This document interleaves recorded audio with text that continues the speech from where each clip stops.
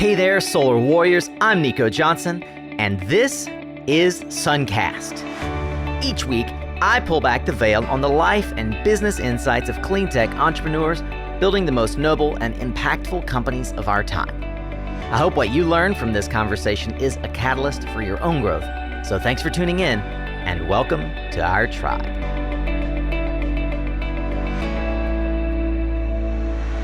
Hey, Solar Warrior, thank you so much for investing the only non-renewable resource that you've got, and that's your time. I promise I'll take care of it. My name is Nico, and I am really stoked about today's interview with my friend B.D. Erickson from Satic Inc. Hey, if you're new here and you're just checking out SunCast for the first time, I am so thankful for you, and I know BD is as well. I'd love it if you'd listen all the way through, and then you'll hear ways that you can connect with us and give us your honest feedback about the episode. The best way you could do that would be to subscribe, rate, or review, or share it with a friend on LinkedIn or through your email. In the meantime, I intend to earn every inch of the next mile we're going to walk together. So thank you for tuning in. Have you ever wondered why your cell phone gets hot when it's charging? Few folks realize the electromagnetism that's picked up as dirty electricity as it moves through the circuit, making things just less efficient. And that excess heat increases not just your phone's heat, but your energy bills. And it shortens the life of all of the devices and appliances around us. Well, B.D. Erickson noticed, and his Missoula-based Satic USA has been building clean electricity products to address this issue since 2008. And more solar installers are beginning to install Satic's products alongside their inverters to ensure a clean operating system inside your home. If you're interested to hear how this Tony Robbins inspired and trained powerful leader has found his home back home in Missoula, Montana, growing the fastest growing solar company in that state, then I would encourage you to stick around. I get into how he came up with the business idea more than 10 years ago when he sold Asia-manufactured energy-efficient lighting to Middle Eastern clients. Decided he wanted to come back home and do something for the good people of Montana and the solar industry at large.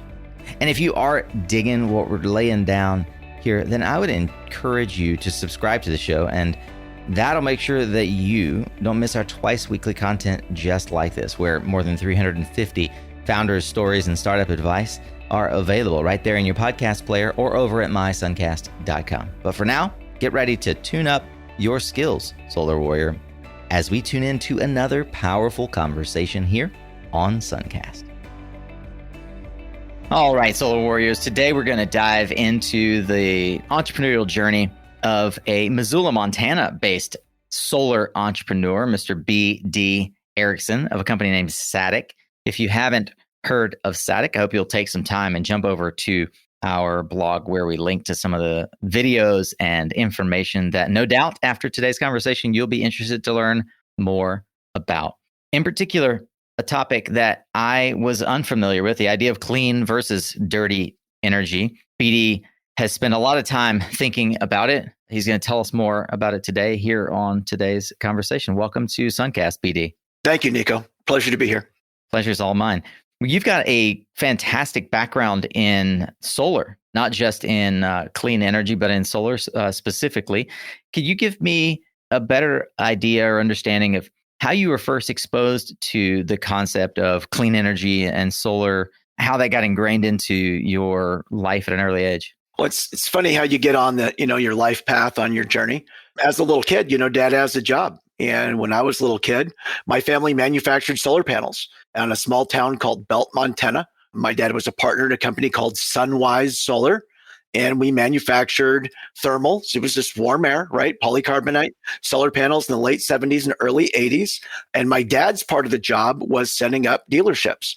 So we moved a lot. It was kind of hard on me in the formative years.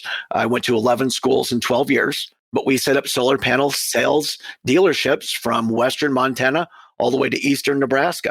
And so the houses that I lived in as a kid not only had solar panels, they had solar panels my family made. It was the largest thermal solar manufacturer, I think, west of the Mississippi. Is that right? That's exactly correct. How'd you find your way to Montana, a state that I've long wanted to visit, but never been able to make my way there? Born, for the most part, and raised in Missoula, Montana. As stated, we moved around a lot. Yeah. It was a place we always came back to. And then once I got to marriage and, having kids age, I gravitated back to Missoula.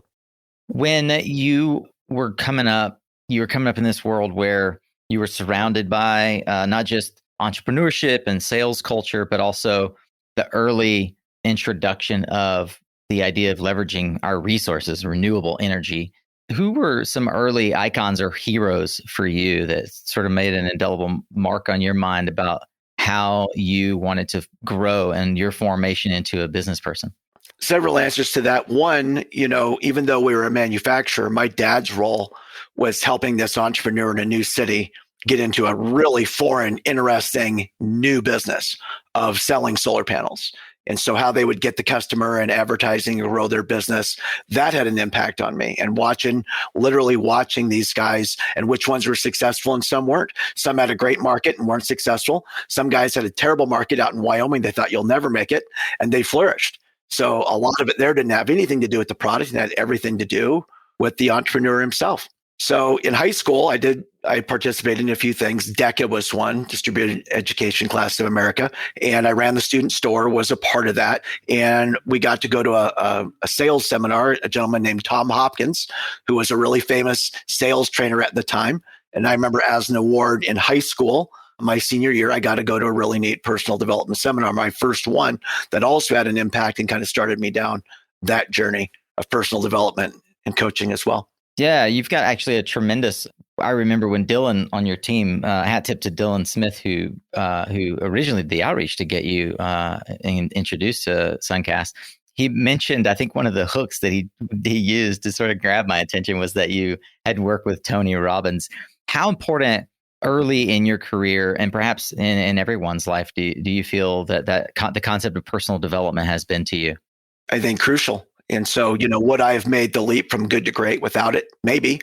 I don't think at the level that I have and the amount of influence and impact that I've had to have been able to have in people's lives, that's not, from my own greatness. I take some credit because I apply it. But, we're all taught. And so along the way, we pick our mentors. And Tony Robbins was somebody that I really gravitated to. I loved what he was saying. I loved the culture, the group aspect of it, and the events and helping people walk on fire. I have been blessed to cry more tears of joy than most rascals you'll know, because I lived in that environment for a decade. Yeah, that's unbelievable, man. A decade of working inside the Tony Robbins organization. Surely that forms part of, as you mentioned, the culture of the company and companies that you have built since then. I would be curious, and perhaps I'm going to ask on behalf of everyone else who's listening and can't tweet to me right now, but are there a few fundamental either life or business or both lessons that you took away from that decade with Tony Robbins that you try to pass along to your team and then other entrepreneurs that you work with? Absolutely. I believe that one is service-based leadership. As a leader, leading means almost by definition out in front, right? You're leading. But if it's always about you, Nico, man, it's boring. It's always about you, right? And so at some point, you got to say, okay, I've shown you which way to go. We've gone and we didn't get killed, but I can't lead forever. It's time for you. And then you help the next person, grow and develop and become the beautiful, unique, fantastic person that's inside them. For some of us, it comes a little bit more naturally to be noisier out in front. For others, they need more of a push, but you're always amazed at what was in them, something that you didn't even see. You knew some good was in there, but you're blown away when you help them discover it. So one of the things I learned is it's not any people you get to follow you. David Koresh and some people that didn't have great motives have gotten a lot of people to follow them. So Is that really what's important? No, I think it's the leaders that you create. You don't pass the torch, Nico. You light more torches, baby. I love that. It makes me think about whether or not we are born to lead or we can learn to lead. Are there things that you found in your experience, both learning to train leaders as well as being a leader and lighting that torch inside of your own companies, that are character traits that seem to indicate that someone is going to rise to the occasion? That's a great question. And the answer is, if there is, I don't know if I've identified it, What do you look for then? What do you look for in somebody that's coachable? And Sometimes you think the person that's big and out front has it, and maybe the person that's a little more laid back doesn't. And what happens is we wear our masks. We really do. We find out which clique we're going to hang with in high school, and we start to form that identity, right? And so one of the things about identifying that in somebody is making them feel safe to be vulnerable, to show you who they are and to show you what they've got. And being vulnerable doesn't come easy to a lot of us. And anybody that's been embarrassed or shamed or something like that, boy, being vulnerable is not a comfortable space. But you have to be willing to be vulnerable. You have to, or you don't grow, you don't change, you don't experience new things. And so one of my jobs really, and I don't know, trying to identify that, is making them feel safe so that we can pull back the layers and see their skill sets and what makes them shine and what they've really got in there. And so vulnerability and being able to understand and appreciate their world, I think, is the key. What career path did you not go down, but always thought you would? So when I was young, I thought I'd be in the music business. I had a rock and roll production company called North by Northwest Music Festivals. And we put on 20 to 30 band, 3-day rock and roll festivals in Western Montana. And I thought that my career path would be in the music industry. We had a really big show, 26 bands, and it rained. Nico, it friggin' rained, man, for 3 days. So who wants to put their tent and their hacky sack and their Frisbee in the car and go drive to a rainy, muddy park and camp for 3 days? And it rained us out. And so we owed money to everybody, Argus and Pizza Hut and Mountain Dew and every sponsor and Red Bull and everybody. And that was a pivotal event for me because my girlfriend at the time and I just found out we were pregnant, and I had not graduated from university.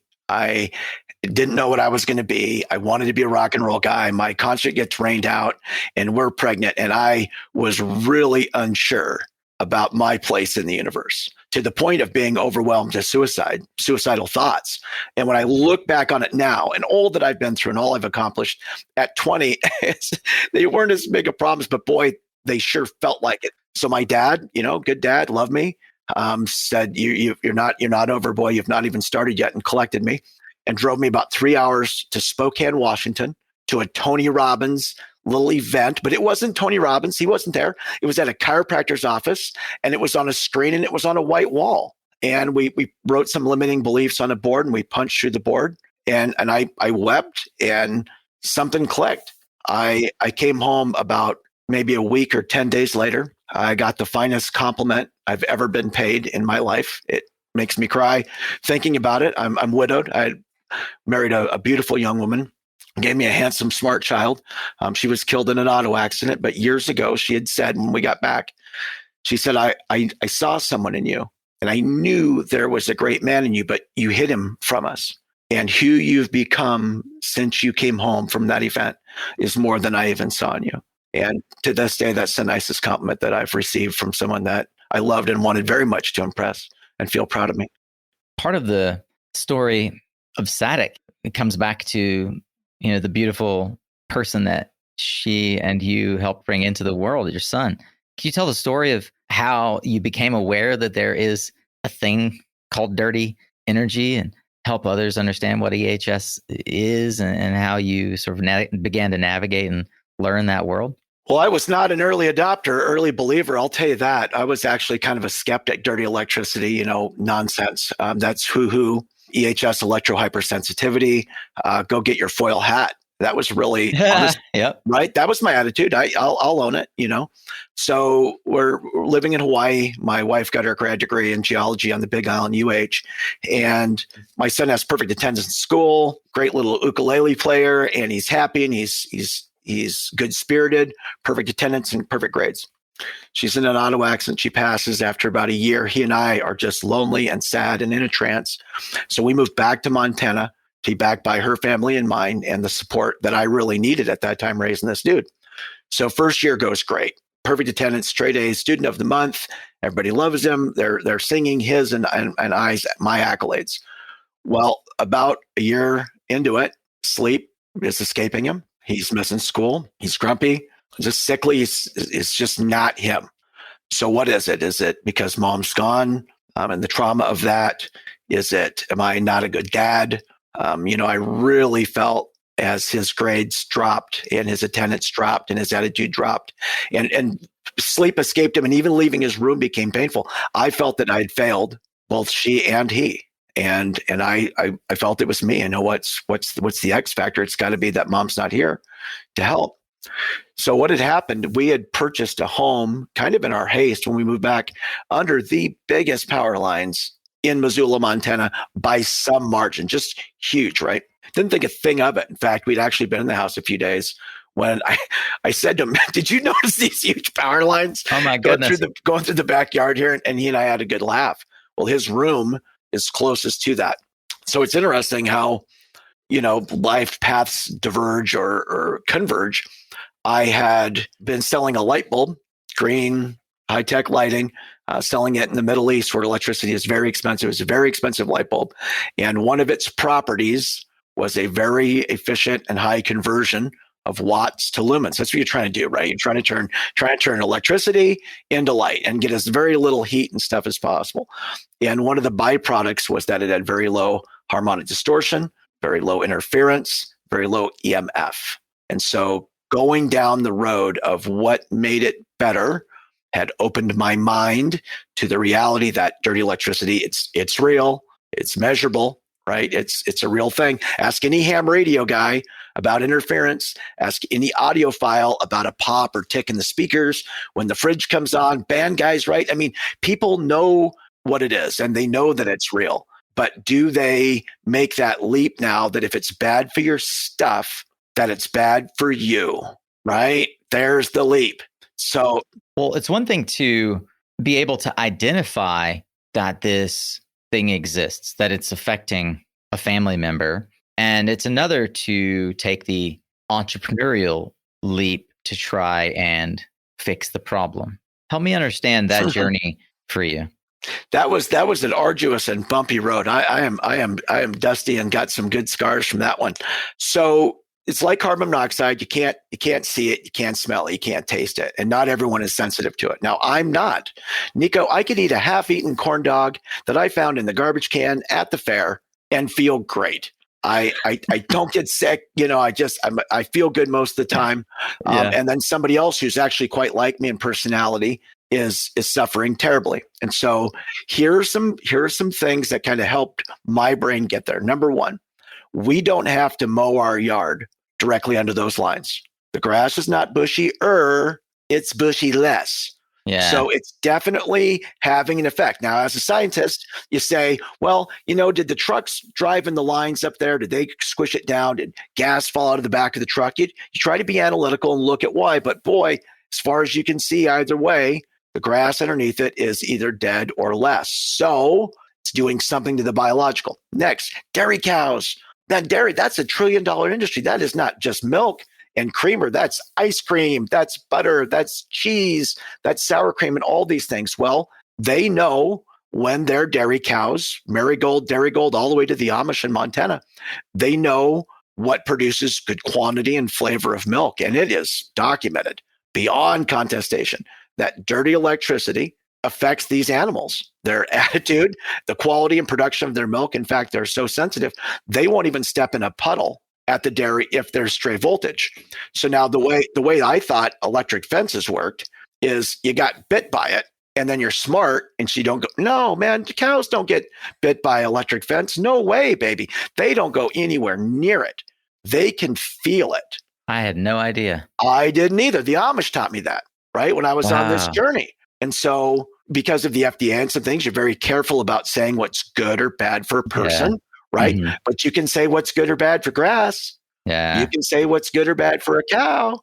And a lot of greenhouses and indoor grows have the same documentation. The plant is growing towards the light or the water source. It's growing away from the electricity. It's growing away from the dirty electricity. And the quality of your electricity in your greenhouse or your grow affects the size of this strawberry. It's beyond contestation whether it's real or measurable and bad for you. So I think the question then becomes, well, how bad? And that's a fair question. So do you want to smoke 3 packs of Marlboro Reds a day? You don't want to. But if you smoked 1 in college, I think you're going to be okay, right? So do you want to eat French fries for every meal. No, you'll get plump. But a fry now and then ain't going to hurt you. Yeah. So I think the discussion really starts to morph. Okay, so it's real, it's measurable, it's bad. How bad, how much, and who? Because children are more susceptible as well. The developing biology is more susceptible. Okay. How do you detect it? And then once you've detected it, how did you go about trying to eliminate it? So great questions. Once we started, and I'm just being my own doctor. You got something, you Google it. My elbow's a little twingy. You Google it or whatever. And so I started Googling his symptoms, and his symptoms were very well recorded on the internet, quite common for electrohypersensitivity. And I say, what do you look for? Well, power lines is number one. I got the biggest power lines in Missoula going through my backyard. Next, the electricity that lives on the line. And then all these waves that we're bombarded with, the Wi-Fi and the phone and the cell and the DHL and just all that stuff also has an effect. So it started with me becoming aware of it. What are the causes? What are the culprits? And then how do you read it? How do you measure it? So that took me to buying meters. I'm checking for electromagnetic fields now. And sure enough, they're off the chart. And I'm checking for interference on the electrical lines. And sure enough, they're off the chart. And so sure enough, what I had suspected I would find, I found. So a couple of questions. What are the symptoms? Some of the symptoms that were showing up, lethargy and other things, right? Yeah. And sleeplessness, high blood sugar. So I watched a really great YouTube video on a doctor in Michigan. And she said, well, you can't say that we didn't know that dirty electricity caused diabetes. Of course, we know, if you want to test diabetes medication on a rat, you can't feed the poor guy Twinkies for 2 years in hopes that he gets diabetes, right? So what do? You expose him to RF. You expose him to dirty electricity. Poor guy gets diabetes, and now you can treat him. So I was amazed at how much real, tangible research and evidence existed. It's there. Anyone is one Google search away from knowing that there is a lot of very good case study and work that's been done, but it's still one of those things that's just a little bit behind. You mentioned off the chart. What does off the chart mean? And what particularly are you measuring that's off the chart? What sort of tools do you need? There are some geeks that are listening that will totally understand what you're saying. So don't hold back. Yeah, I love it. Okay. So in electricity, for example, the voltage is the pressure, and that gives off an electric field. The amperage is actually the electricity that's flowing, and that gives off a magnetic field.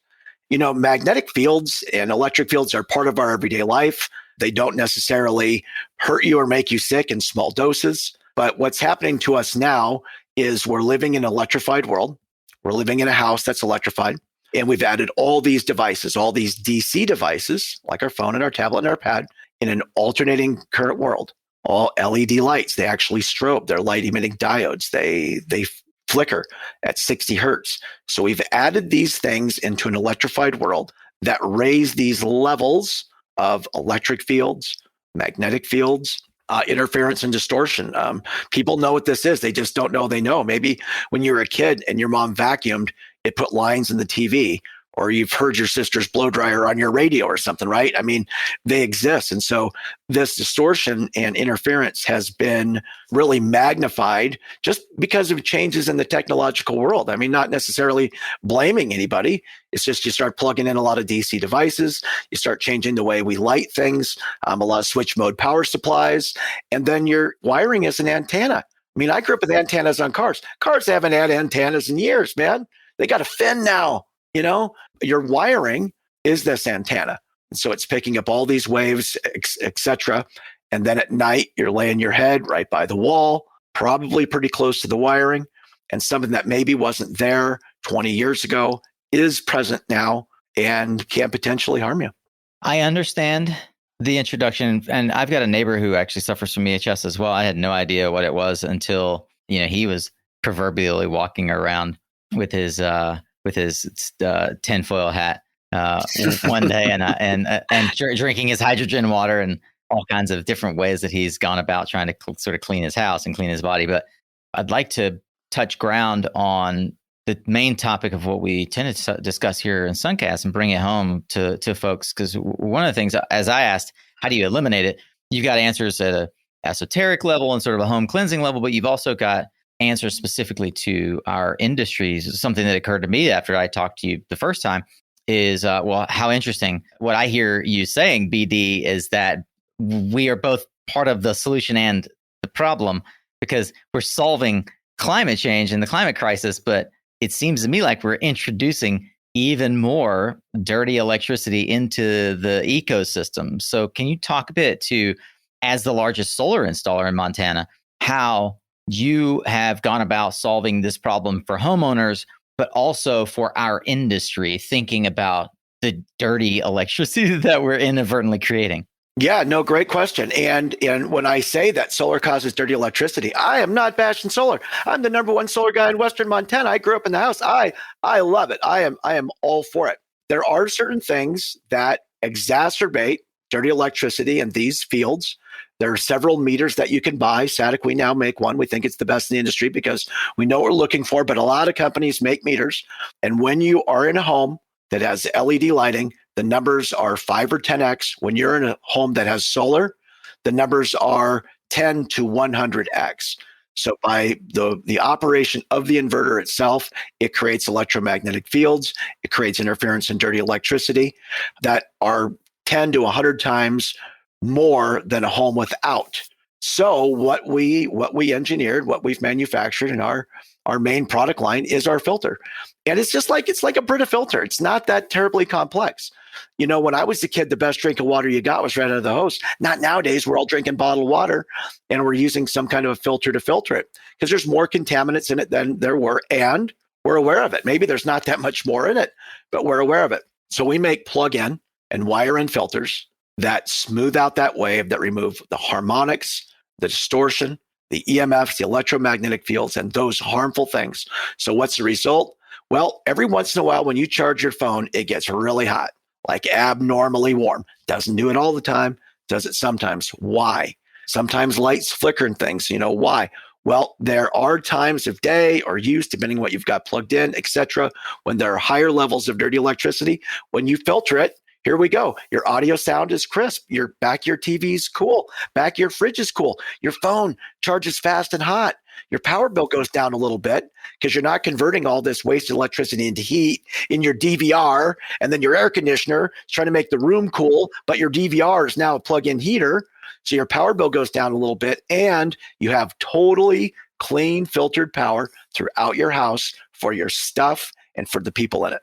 Now, if I, for example, use the Satic filter that you're describing, do I also then need to still be worried about the LED bulbs? You mentioned that you had repped and sold these LED bulbs that had low distortion, low harmonics. One of the reasons that you found out about the idea of dirty energy. I'm using, what is this, Mercury, right? Like one of the cheap ones that you can get on Amazon. Sure. Do I need to be worried about the magnetic field of my Mercury LED light if I'm using a Satic filter? Okay, so that's a great idea. Yes, we do make lights because they're a culprit, but there are things in our life that cause them. And so when someone's got EHS, we kind of talked about earlier, okay, we know it's real. We know it's bad for you. How much? That's different for people. Some people turn off the Wi-Fi, use their phone intermittently in airplane mode, swap out all their lights and get a filter. As for me, myself, that's how my son lives. That's not me. I'm still kind of a tech nerd. I love my stuff and I love my things plugged in. So I'm more mindful of when and how I use them. But with a Satic filter, we're reducing that, at least on the line, by about 99.5%. So as stated before, maybe you wouldn't want to smoke 2 packs a day, a couple cigarettes in college, or entering a smoky bar occasionally probably isn't that bad for you. So I kind of elect as a person, kind of not a high dive into the pool approach, more use filters and be cognizant. And the answer to your question is, even with dirty lighting and things, we can still reduce it by 95% just by adding the filters. So I think this is the product that you and I talked about before, which is the Power Perfect box. Is that right? That's correct. Power Perfect. Okay. Was it Power Perfect that you're supplying NASA and Sears and Window World, or was that the previous products that you were working on? Okay, great. So we don't supply NASA with anything, but what we do is we repurpose their patents a lot. So as American citizens, we own NASA. Once they declassify, then you can repurpose some of that stuff. So the shielding is more what was sold to Sears and Window World. The power conditioners now are installed by some of the absolute biggest names in the solar industry. And the solar guys are really hard to sell because we're early adopters, we're techno nerds, we love being the smartest rascal in the room, right? And so Yep. when I went to solar guys initially, they kind of felt that I was bashing solar or inverters. I'm not at all. It could not be further from the truth. And maybe I'm wearing the foil hat. And they love to say, well, I already know about that and I've tested it. No, you haven't, you stinker. But they love to say that. And so I really had to go slow and say, look, here's some meters. Let's plug them in. Here's some filters. Let's plug them in. You see it go down. Okay, let's just marinate on this for a second. That it is real, but here's a really nice value add. And when you add this value add, not only is the electricity not dirtier now that you have solar, it's cleaner than it ever was. So a couple things that stood out to me when we first chatted, you said incandescent lights are actually cleaning homes, and we've screwed all that up with LED lights. Could you tell me, like, just kind of go back to first principles here, why introducing these LEDs, and we'll come back to solar in just a moment, but introducing LEDs like removed this effective cleaning the home? Yeah, and so things happen in life that just change our world dramatically. I got one for you. I'm in my 40s. When I was young, Blockbuster Video was on every friggin' corner. Absolutely. Of every major street. Blockbuster was just everywhere. Friday nights, a rite of passage. You could always get out of the house. What were you doing? Where are you going? Who are you with? We're going to rent a movie, right? It just got you out. And so you stand at Blockbuster and you rent the movie. Well, Netflix comes to them and says, hey, we have a different digital delivery idea and a different format. Do you want to partner up? They say no. Blockbuster's gone. Netflix and the digital delivery is everywhere, right? Okay. So that a similar thing happened with our lighting. So we all used the Edison incandescent light bulb, 130 years, right? And it makes 95% heat and only 5% light. So that's why they were called inefficient. But they clean electricity in that they just turn everything into heat. Distortion, interference, they don't care. They turn it into heat. So according to the Department of Energy, you got 20, maybe 30 light bulbs in your life, right? So each person had 20 or 30 electricity cleaners in their life. And we initially took them out, not for LED, but for CFL, for the curly Q, the compact fluorescent lamp. Well, isn't that a buzz? That's a buzzy, poisonous bugger right there, ain't it? You know that it is, and you know almost subconsciously that this isn't good. And you know what? We were right. Our internal dialogue was right. These were not good. And so people put in 30 electricity dirtiers, if you will. That's not a word, but culprits, we call them. And then all this DC stuff. Switch mode power supplies, the fax machine, the printer, the computer, the things with the funny black box and the cord. If it's got a box in the cord and it needs that special cord, it's doing something buggy to the electricity or that wouldn't be there, right? And then it wasn't like we had one phone. We all have a phone. I've got 3 iPads, for goodness sakes, Nico. I mean, so just life changed. And so did you need my products 30 years ago? No, you didn't need them. But because of the world we live in now, because of the lighting, because of the DC devices, and again, the waves, everything coming wirelessly, you do. And so, our products are made in America. They're warranted for a decade. They're proven to work. We'll send you a meter with it if you want. If it doesn't work, we'll send you your money back. You can't get hurt. And if you have solar or you use these lightings or tech devices, it's kind of a fun thing to think about. The meters are cheap. They're $100 to plug it in and see what we're talking about. It is kind of a fun subculture, to be honest with you, and just something neat to be aware of as a fellow human, a fellow traveler, Yeah. And you've got clients all over the United States and now it's expanding around the world in the solar industry who acknowledge the idea that, as you've said to me, you can make AC electricity run better on 1.6 amps than it did on 5 amps. What's the major reason why folks would want to sort of wrap in a Satic cleaning device, a Power Perfect box for a solar project? Beyond just cleaning the electricity, what are your clients telling you that how they're integrating it in their sales process? Well, that's a great question. And, a solar is often a kind of a like thinker. And we always say, so it's green, is it clean? And so what we've been kind of talking about here is how that dirty electricity affects the biological. It's hard on everything. So when your DVR is really hot, and it is, I guarantee it right now, go put your hand on your DVR. It's hot. Is that good for the DVR? Well, no. And is that heat free? Well, those are watts. No. So it's coming from our solar or coal or however. It's totally wasted electricity, which is not good for your air conditioner or the greater good. And when you clean that electricity and those things cool down, several things happen. Number one, that thing is happier. Number two, your house is cooler and that thing lasts longer and your power bill goes down. So we're not built on amps, we're built on watts. So, making your air conditioner go from 5 amps to 1 amp, if you're paying 8 cents a kilowatt hour, big deal, man. That did not change your life. But if we're trying to make it on our roof, it makes a big deal. And if now devices are actually even taking more watts than they were because some of them are unusable and getting changed into heat, well, now we're spending our money or putting solar on our roof just to make our DVR hot. That's silliness, right? And that's kind of an exaggerative way to get there, I suppose. But that's really one of the byproducts that's happening. And so when you add this, you get more bang for the buck out of the solar. Your power bill goes down a little bit more, and that's what all of our customers want to see. They get that first bill. They want to see that down. It helps that happen. And you've got this clean electricity for both devices and the biological. And we're all trying to compete. So, do you always want to compete on price per watt? Boy, I sure don't. That you can only move that needle so far before we're all doing it for fun. And I think everybody gets good panels, I want to think, and uses good inverters. And I know a lot of great solar guys in Montana. So I'm not going to compete by not saying they're awesome. They are awesome. And I like them and we're pals.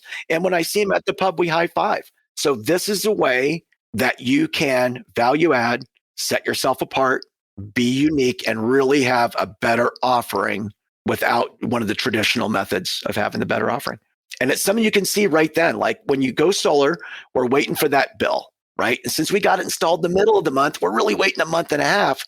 This is something that you can see right now. You plug it in, you wire it in, on your meter, you can see it. And so people love to, turn it off, turn it on, turn it off, turn it on, and watch the distortion go down, the EMF go down, the amps go down. They love it. And sometimes you need, especially in solar, you need a little immediate gratification. Baby. That's right. I love it.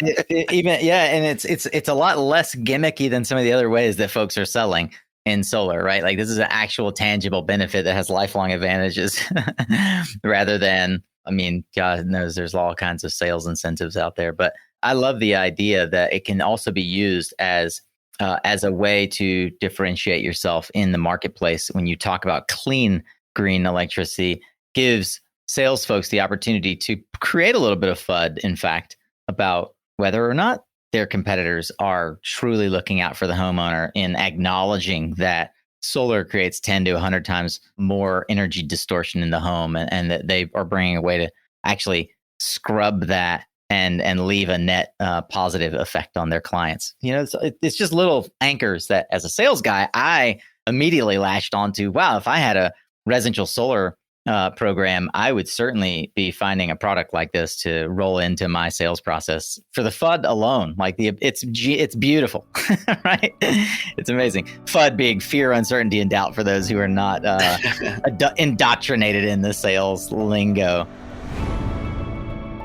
Hey, friend, thank you so much for tuning in to SunCast today.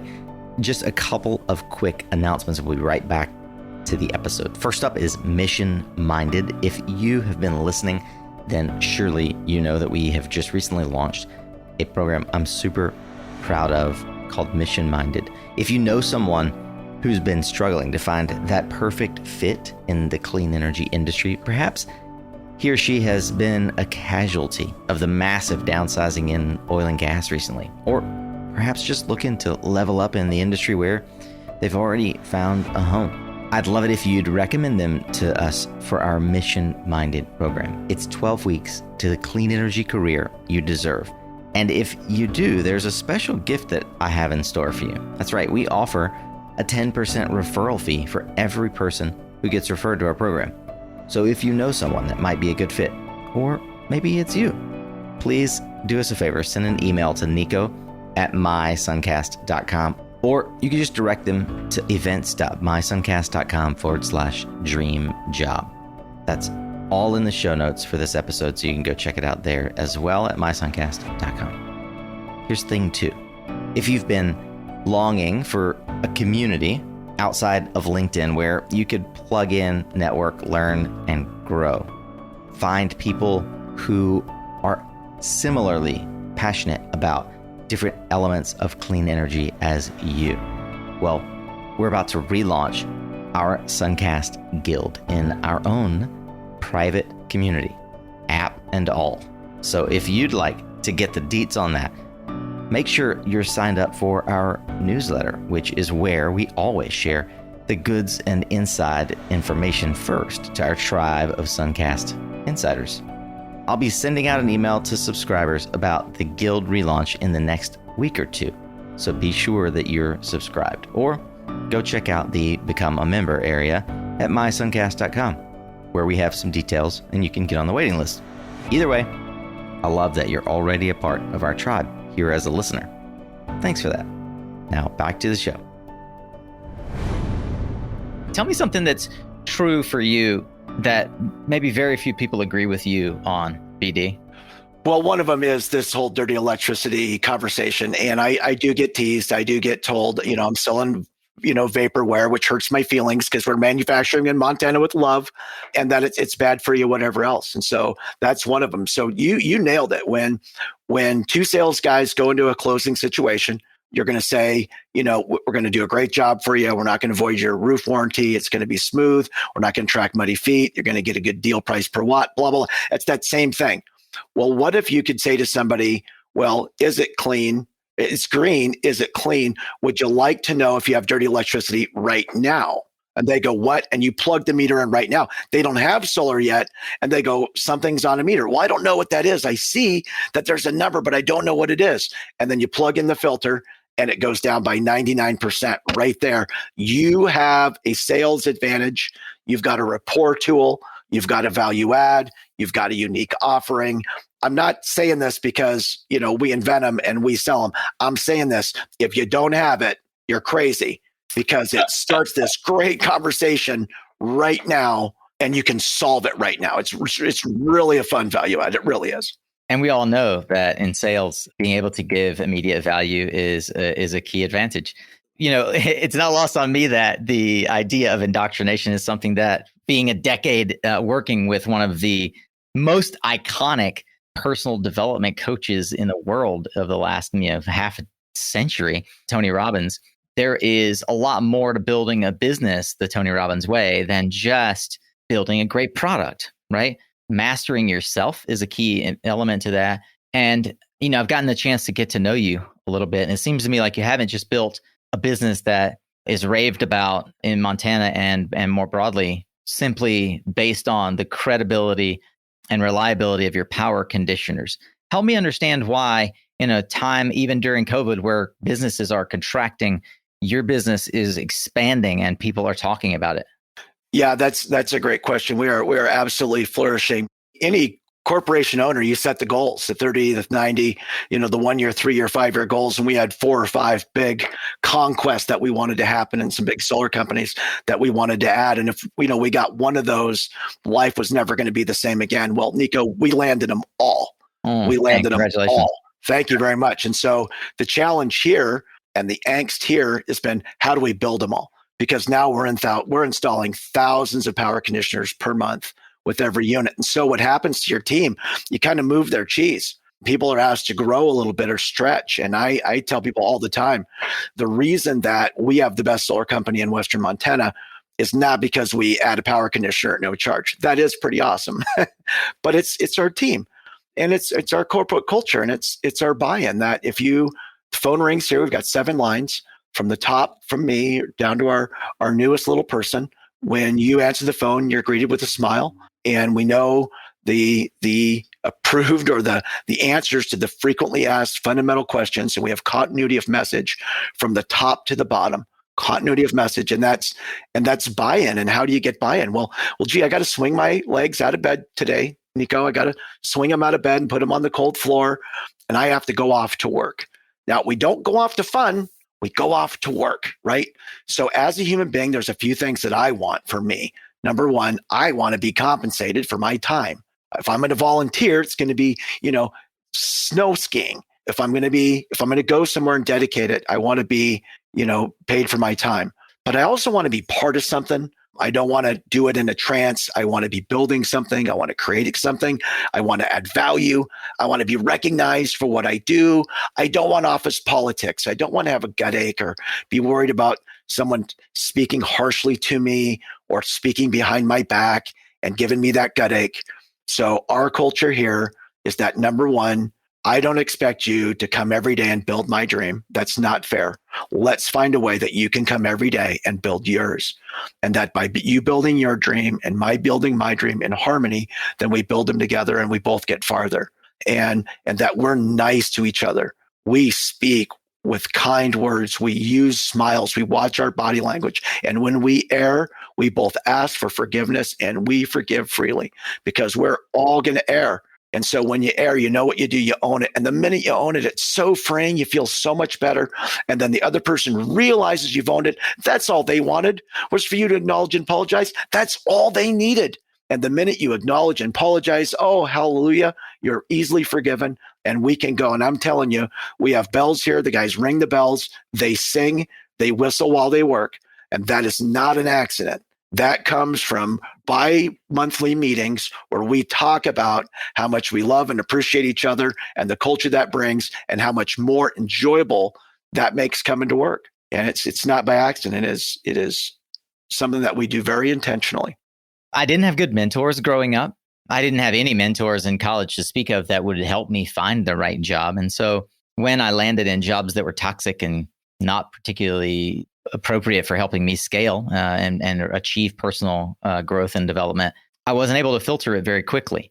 You know, I'm still a Gen Xer, right on the edge of Gen X. Felt like I was being treasonous to the sort of the planned process of college and a job when 6 months in, I was just kind of like, this isn't working for me. I thought it was a problem with me, not a problem with them. How do you talk to that employee that feels they're stuck in that negative cycle, or they are trying to evaluate, is it something with me or is it something with them? Yeah, that's part of being vulnerable. And sometimes if you ask somebody, you know, where do you see yourself in 2 years or something, if they're not sure they're going to be there or with you, that maybe they feel put on the spot or that they're supposed to give some canned answer. And there's not. We don't expect anybody to work here until they die. You're invited to. Yeah. But, you know, if somebody came and said, you know what, I really need to spend a couple years living on an island somewhere. It's been on my goal list. We're going to help you get there. If somebody says, you know, there's a few things that I want to do, we would love to have you.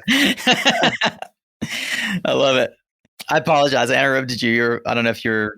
No, you're fine. It's that, you know, so do you want to play the guitar? Do you want to learn a skill set or develop something that you can't get here? You're safe to say that. You're safe to own that. You're safe to own your truth. And so we've got these great resources here. I mean, I'm a great headhunter. I've got great guys. I've got the best engineers on the planet from MIT, not to boast. I love them. I headhunt them. They're fabulous. You know, our VP was a VP at SunEdison. We stole him from Dell Computers. We got great staff and great team members. So let's say you are a younger guy and you say, I love working here. We give consistent raises. Everybody gets a raise at least once every 6 months. Company-wide, we give raises because we want buy-in and we want people to stay. And as the company grows, we share that.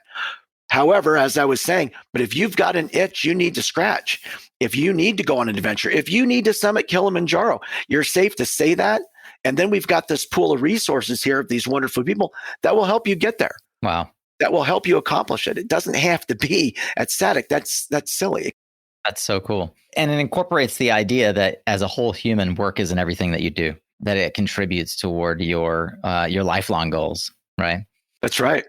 I imagine that you get into conversations internally as well as in the community and broadly when folks find you and ask for advice.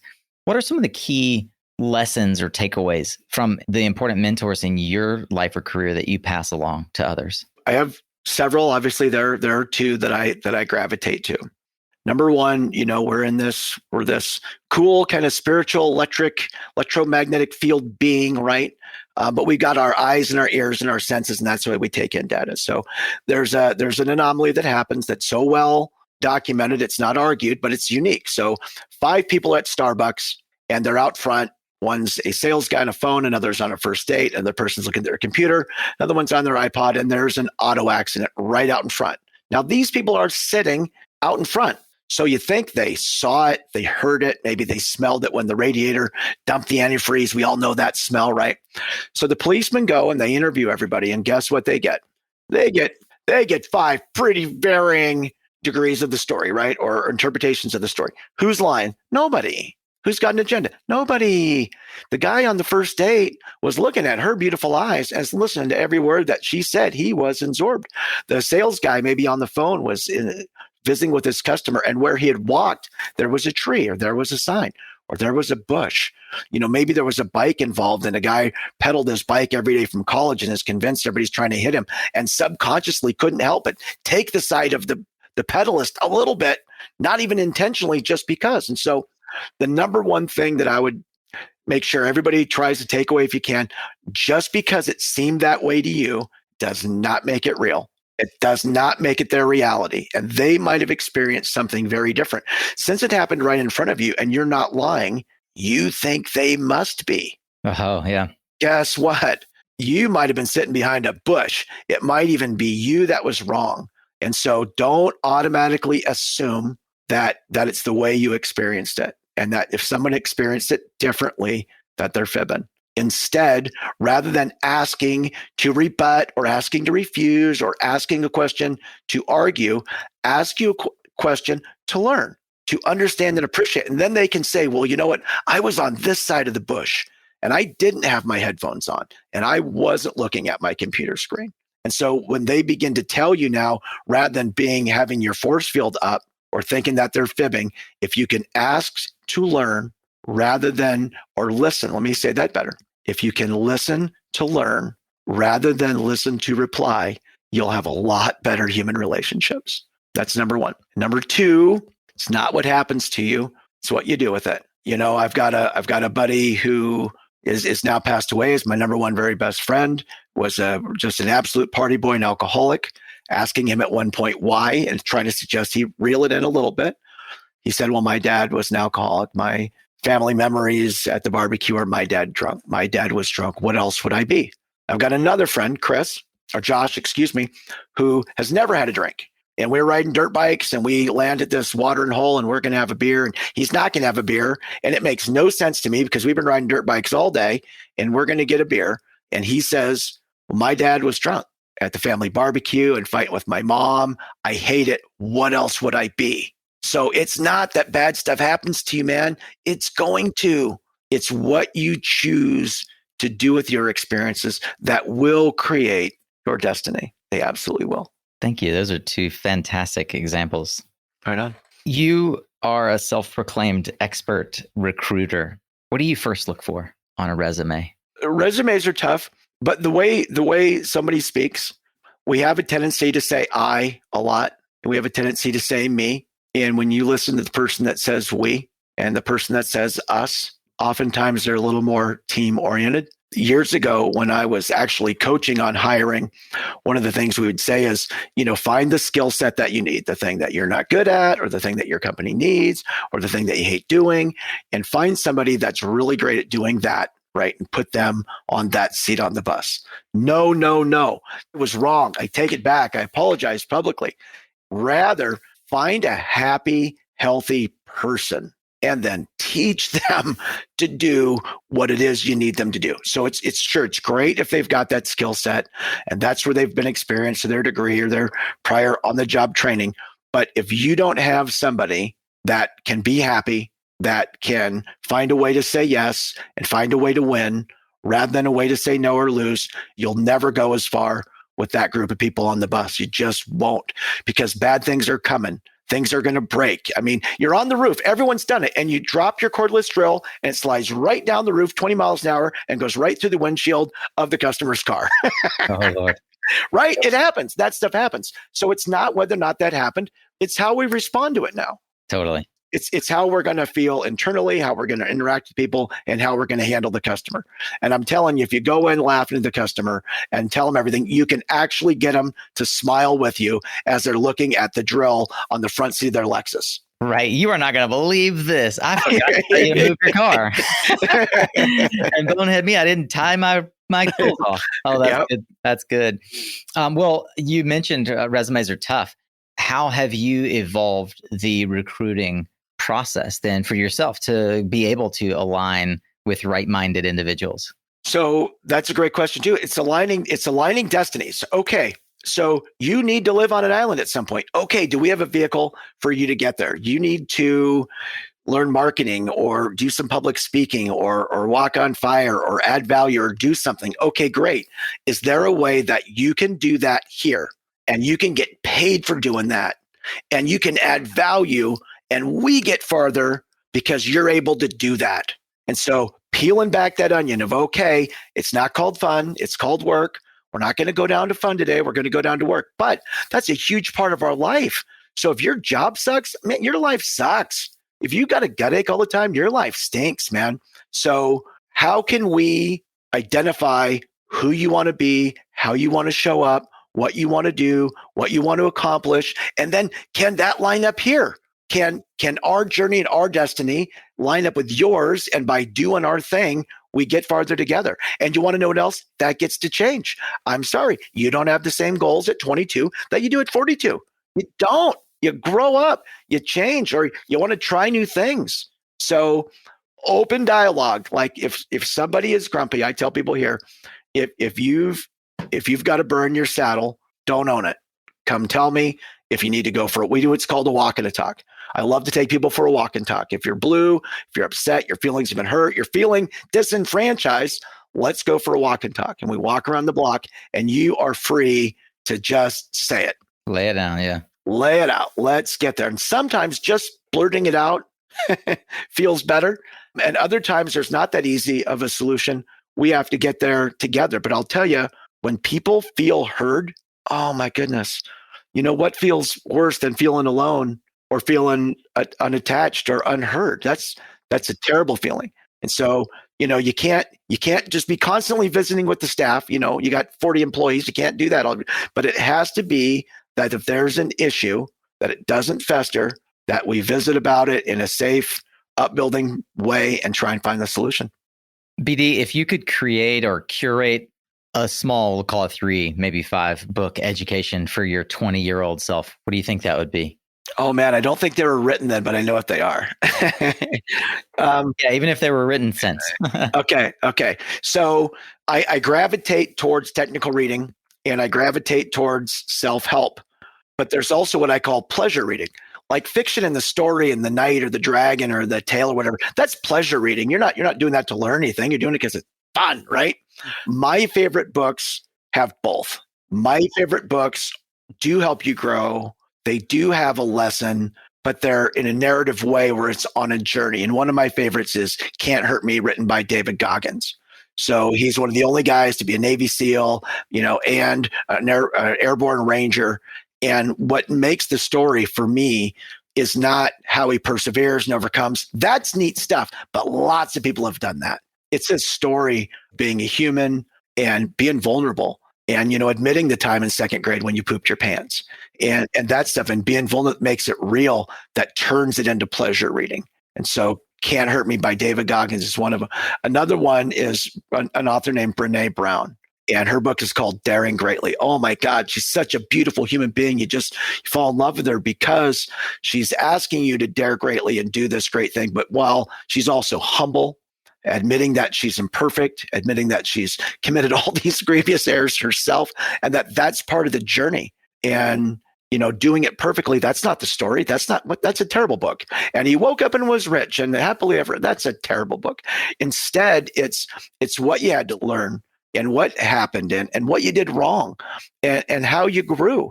And as long as you learn from it and you stop doing it, I mean, we can forgive people of a lot of stuff because we want people to grow and we want people to win. So Can't Hurt Me, David Goggins, Daring Greatly, Brené Brown. Is there another?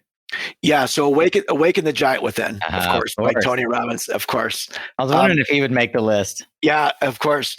And the reason for that for me is it has practical things that you can do. So what happens to us a lot? I think all of us, you go to the personal development seminar or the workshop. It's awesome. You take 5 pages of notes. You feel great. You're home 2 days and you are back to your old habits, right? You are back to what you were doing, and you enjoyed the event. You enjoyed the seminar. You've got your notes. Are you really rereading your notes? Are you putting those things into practice? I think that's where most people fall off. And I think a lot of people have great content. There's a lot of great speech writers and coaches. But do you, once you're on your onesie now and you're home, do you continue to do those things? So I think one of the reasons that Tony Robbins' book is so powerful is it helps you to scratch the record you've been playing and do things differently. Because now if we actually do things differently, we're going to get the different result. It's one thing to have it in your head, to have the knowledge. You've got to create wisdom. You have to apply that knowledge to creating wisdom and getting a different outcome. And that's what it's all about, creating the new outcome. I love that. I've said that for years, that wisdom is knowledge applied. It's not just knowledge acquired. That's right. You got to do something with it. Yeah, we'll link to it as well. You also subtly linked or referenced a book that was an early one that I read and enjoyed, Who Moved My Cheese? Said that they've moved their cheese. So I love that you interjected that in the casual nature of your conversation. We'll link to that book as well, Who Moved My Cheese?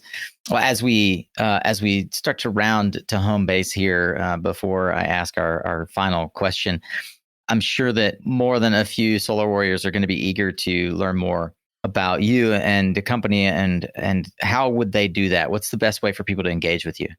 So I'm reachable. I don't want to be the guy that sits in the ivory tower. That's a yawner. I hate that. I want to be reachable. So on LinkedIn, I'm BD. I use my initials, Bravo Delta, BD Erickson II on LinkedIn. And our company name is Satic, SATIC. I know it's an odd name. It's an acronym, Sinusoidal Waveform Technology Incorporated. We had to make clean power into a word, and that word came out to be Satic. So we've got 2 websites, Satic USA and Satic Shield. But, Google My Business, there's our emails and our phone numbers and our websites. You're invited to call. If you hear because of this show and you call, I will give you free stuff on my honor. I am not a big fat fibber. We want it. We want people to engage. We want you to engage us. And here's what we'll do. We will put our money where our mouth is. We will send you a meter. We will send you a filter. Here's what you got to do. You got to be a big boy and plug it in and see the difference and open the conversation. And if it doesn't work, if you think we're nuts, that's okay. Have you met us? You're safe. You're safe to think differently. You're safe to feel differently. In fact, maybe you'll teach us something. And so our products are guaranteed to perform. And if you're not happy, we will do the right thing. Guaranteed. I love it. So we will certainly link to Satic USA from our show notes page. I'd encourage all of you out there to go check it out. Many companies that you would recognize, brand names that we're not at liberty to discuss on the podcast, have discovered the advantage of having power conditioning, energy cleaning, transforming, sales, conversation transforming power at their fingertips through the Power Perfect box. And I would encourage you guys to check it out as well. I have zero commission involved in this. BD's a young protege on BD's team, Dylan, reached out just trying to figure out a way to get BD more exposure. And I admired so greatly the conversation that I had with him, and then following on with BD, that I had to have him here on the show. So I'm happy to be able to do it. And BD, I've loved getting to know you and learning more about the business that you've created. Let's end today, as we always do, with the bold prediction. BD, what one thing do you see happening in the market that perhaps nobody else is tracking? What's in your crystal ball looking into 2021 and beyond? That's a tough question, and I have given this some thought. So some interesting things have happened, and not to keep plugging clean electricity and EMF. Yon, don't plug your own stuff. There are some states and some municipalities looking at legislation right now to regulate the amount of dirty electricity. And so clean electricity, I think I'm going to make 2 predictions here.